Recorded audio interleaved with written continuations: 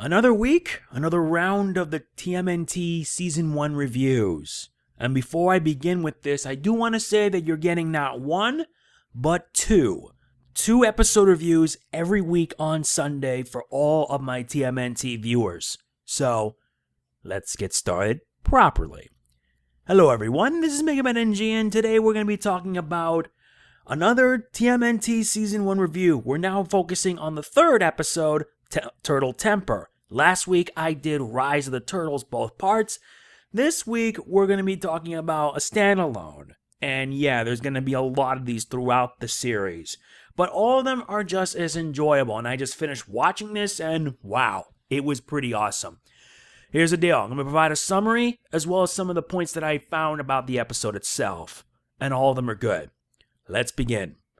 During a night of recon, Raph gets irritated due to Mikey's constant behavior. It didn't help when a New Yorker named Vic comes to the roof wondering about a satellite dish. The irritation reaches a fever pitch, upsetting Raph, and the fight with the crane doesn't help matters. It's made worse when the guy videotapes and threatens to expose them. A botch rescue soon turns the guy into a mutant. With his friends beaten down, can Raph be able to keep himself in check and defeat this spider bites? You can obviously tell that this episode is Raph-centric. It's a Raph-focused episode, and it's a really good one at that. This episode, I liked it a lot because it not only focuses on Raph, it deals with one of the many flaws that he has as a character, his impulsive anger. Throughout the various incarnations, we know that Raphael has one thing in common.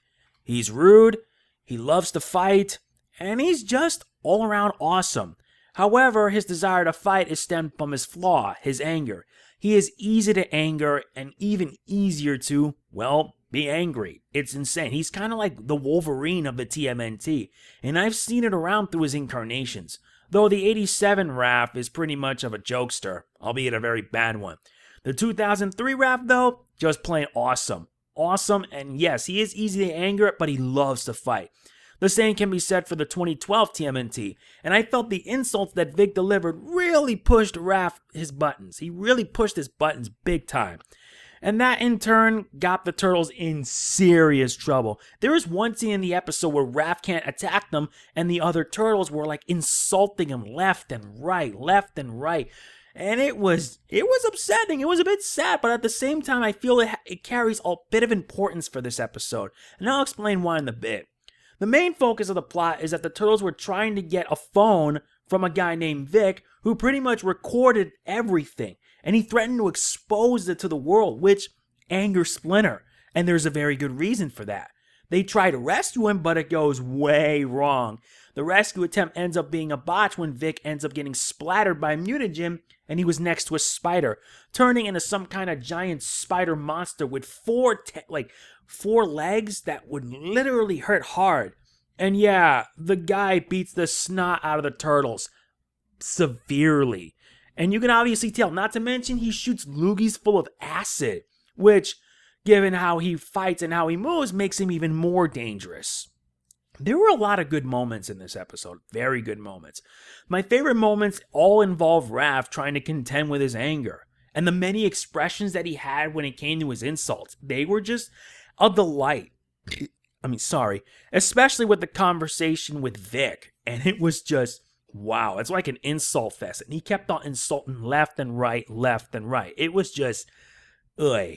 It got messy. It got messy really fast, and his anger pretty much contributed to the situation that was in. But it also leads to something very interesting. We get to learn more about Hamato Yoshi's origins, and his origins are in a way similar to that of the Mirage comics.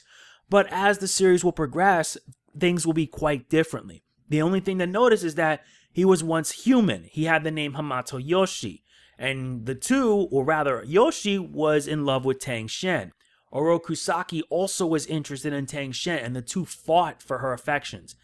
In the end, Yoshi won, and it pretty much drew a rift between the two. Especially when explaining in the flashback that, well, Hamato Yoshi gave in to his anger after Orokusaki insulted him. He gave in to his anger, and he was able to beat Saki down, but he didn't kill him. Because unlike in the Mirage comics, this Hamato Yoshi knows better. Unfortunately, this led to a very tragic end. and their rivalry turned into bitter hatred. Saki would return to get his revenge, and he would do so at the cost of Tang Shen.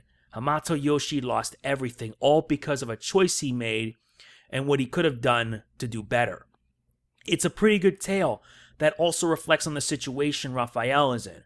Raphael is able to take that advice to heart, and he was able to use it to defeat spider bites, eventually with the help of his siblings.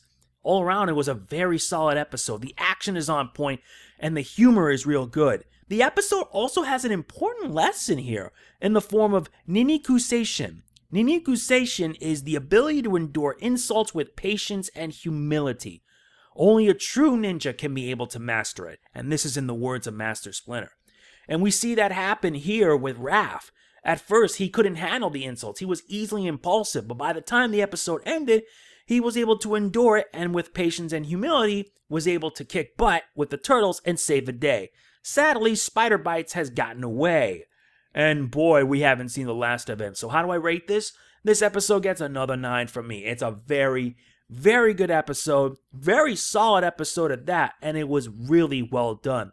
Raphael gets some well-deserved character development here. It's the 3rd episode, and I'm already liking this series so far. It's just awesome.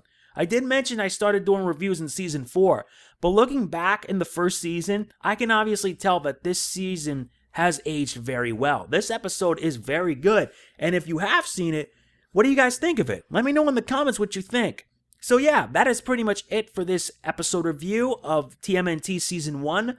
I will see you guys later tonight when I review Episode 4, Old Friend, New Enemy.